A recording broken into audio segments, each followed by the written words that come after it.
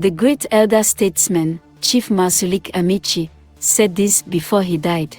The Nigerian government knows the only way to defeat IPOB is by setting them up against Igbos. Many prominent Igbos will be assassinated by federal government agents so that Igbos will accuse and fight IPOB. If they succeed in making Igbos fight Nnamdi Kanu and IPOB, Igbos will forever be slaves in Nigeria. It took Igbos 50 years after the Civil War for someone like Nnamdi Kanu to have the courage to challenge Nigeria, which no one had ever had the courage, bravery and boldness to do. If Igbos fight and kill IPOB, do you think another Igbo man will have the courage to speak up against marginalization ever again? This is nothing but the truth. May your beautiful soul continue to rest in power, sir. Amen.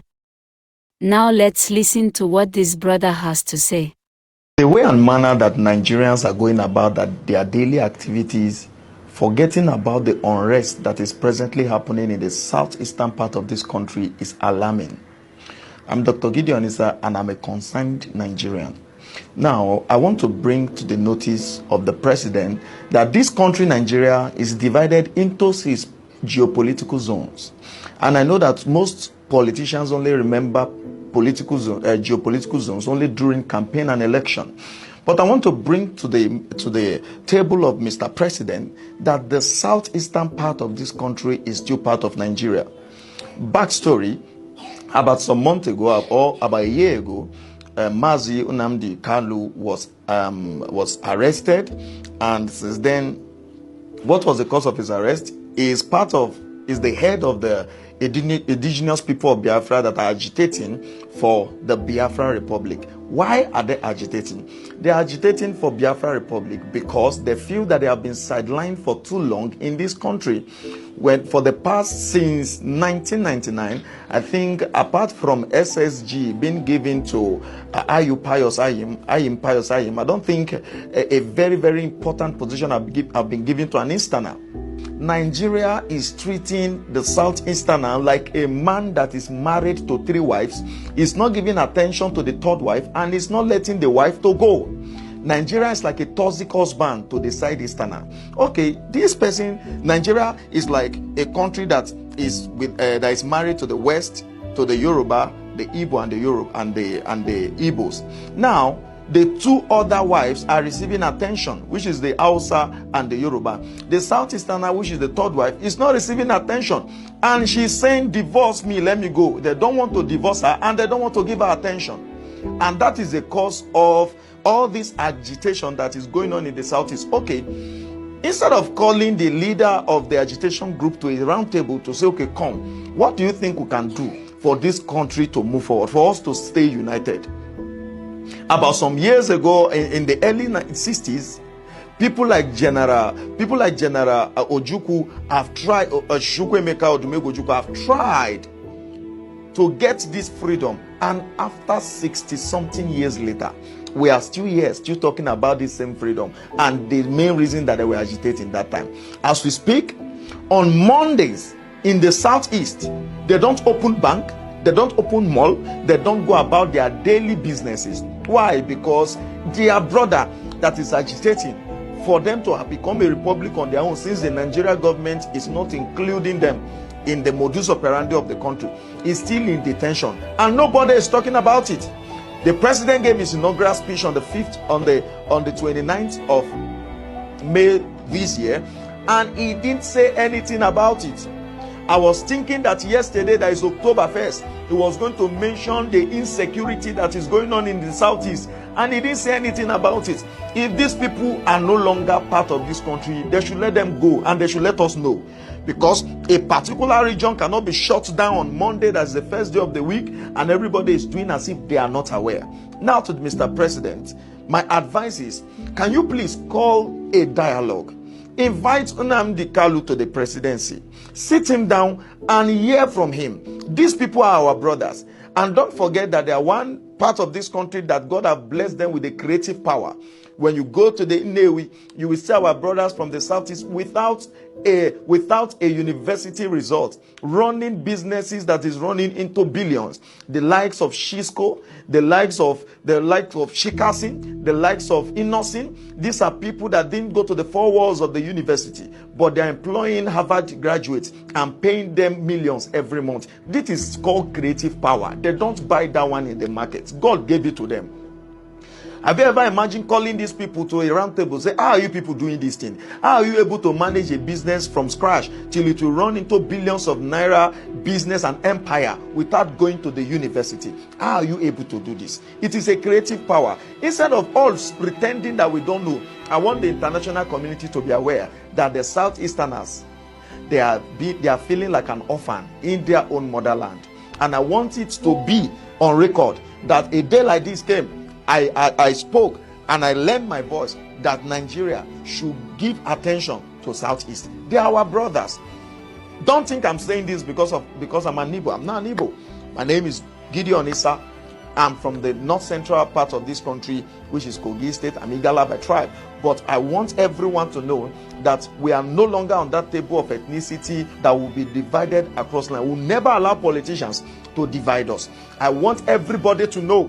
I want the international community to know. I want the United Nations to know. I want World Health Organization to know. I want all government parastatals. I want the president of the US to know that the Indigbos have been sidelined for long. They are part of this country. They are our brothers. That attention must be given to them. That sit at home is dealing with their economy. It must be addressed. It must be addressed. The largest market in West Africa is in Southeast there. And nobody is giving it attention. So if anybody will not give it attention, we will give it attention. That sit at home must to end, and they must to be called to dialogue. And Mazi Nnamdi Kanu must be given attention, and he must be given his freedom, because I don't know why he will still be in detention till now. I think he was in detention even before DCP Abba Kyari that was caught with cocaine. And DCP has been released. And now Nnamdi Kanu is still in detention till today. So I'm calling on the president and all well-meaning Nigeria that let proper consideration be made. As I am making this video now, if there is no proper attention given to the Indigbos in the next 30 days, I will be on all national TV in Nigeria to hear my voice. I will be on Channels Arise and all national TV, and until this issue is being given attention, we will not rest. Anywhere you are watching, I would like you to make sure you share this video and let it get to international communities for them to know that the Indigbos are calling for attention, and they must be given attention because it is their right. Thank you very much. See you on another episode.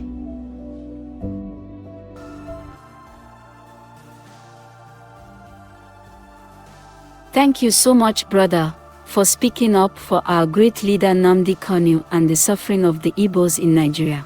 This is the unfortunate situation of Igbo people in Nigeria. Even Tinubu himself have initiated his own anti-Igbo policy. Nigeria has been a curse to the Igbos. The federal government of Nigeria treat the Igbos like they don't matter, and at the same time have refused to let them go. You beat a child and ask the child not to cry. What do you call that? But we will not give up until we make it right. The Igbos can't continue like this in Nigeria. Nigeria is a British colony, created to serve the business interest of Britain, not the well-being of the people who own the land. This is exactly what Russia is fighting, and that explains why they are gaining much ground in Africa.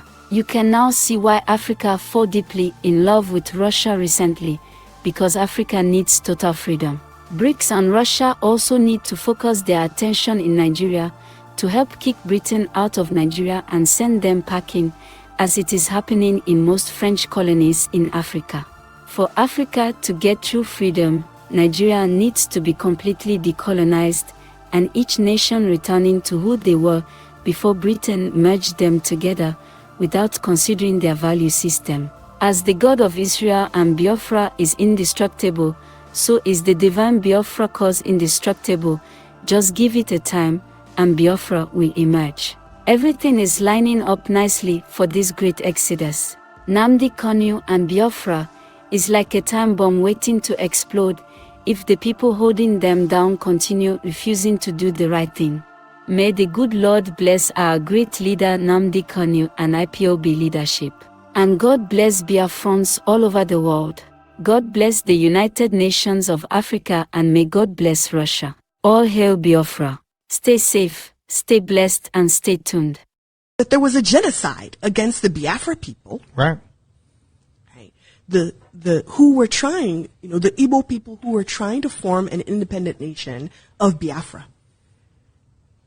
They wanted to be separate from the country that the British Empire had imposed on us, which was this country of Nigeria, where they kind of took a bunch of independent nations who don't have anything to do with each other, don't even speak each other's language, don't relate. Many of them were even enemies and warring at the time, smushed them all together and drew these arbitrary lines around them and called them countries and named those countries. Right. And then said, now y'all get along and do a country for us and be a union for us.